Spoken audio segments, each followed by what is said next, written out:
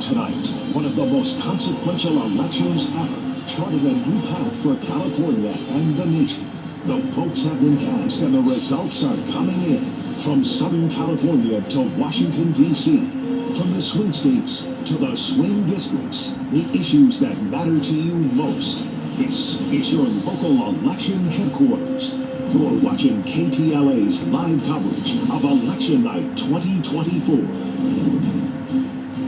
Good evening, I'm Mike Upton. And I'm Sue Calvin. The votes have been cast and the ballots are still being counted, but tonight, former President Donald Trump is on the verge of being declared the winner of the 2024 election and the next president of the United States. It all came down to the battleground states as predicted. We have live team coverage of the presidential race and our local races. At this hour, here is how the electoral map looks. 248 electoral votes for the former president. Of course, the magic number 270.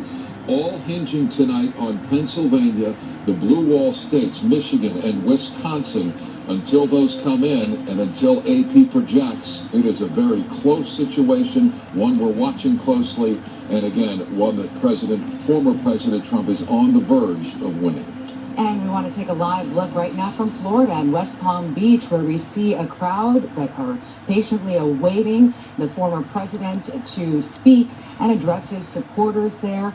It looks like it could be happening at any moment. But again, this a live look at the supporters there in West Palm Beach, Florida, and as we are awaiting a speech from former President Trump. Supporters of Vice President Kamala Harris had been gathering at Howard University. They'd been there for hours, but it was announced a short time ago that she is not expected to speak tonight. Her co-chair, Cedric Richmond, spoke out tonight, urging voters to remain positive. Our John Fenolio is there live in Washington, D.C. with the very latest. John.